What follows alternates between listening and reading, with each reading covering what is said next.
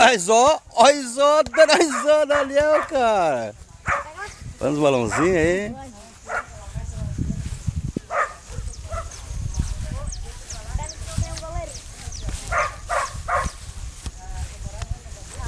Tinha um campo de futebol que a gramada ela bem ia futsal. Dá medo.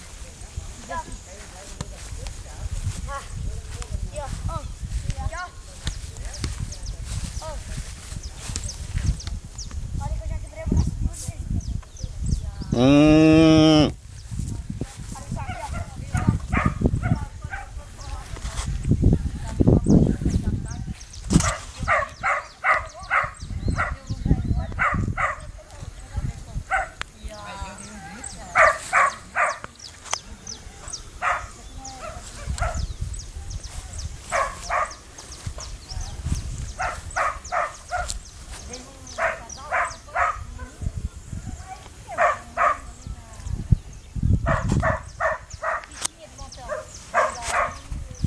Lugar bonito aqui assim, é muito maravilhoso.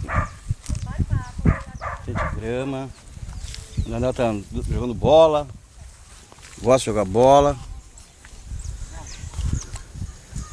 Onde estava as goleiras? Vambora? Vamos. Então vamos então.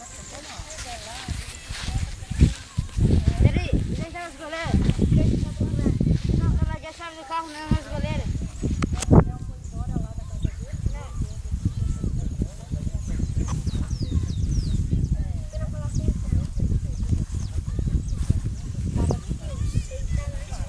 Ei, pai, Que? chave do carro? Eu sabia estar contigo, cara. Eu que sei. Não, mas estava nos gols. Os gols.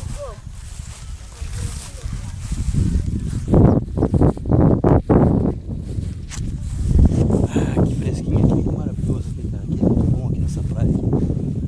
Né? Só que lugar bonito aí, ó. Ali, ó, vou dizer pra vocês assim, ó. Atrás daqueles escombros de areia lá já é a praia. Fica ali pra trás ali daqueles escombros de areia lá. Fica a praia. Dá mais ou menos um quilômetro mais ou menos para chegar até a praia. Atravessa aqueles escombros ali de areia ali. Daí daqui mais ou menos um quilômetro mais ou menos já está na praia. Olha que lugar bonito isso aí. Muito maravilhoso. Lindo.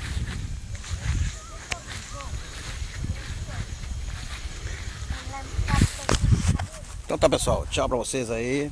Até a próxima aí. Tira esse terror. Se procurar a chave, velho. É. Eu larguei em cima de umas goleiras.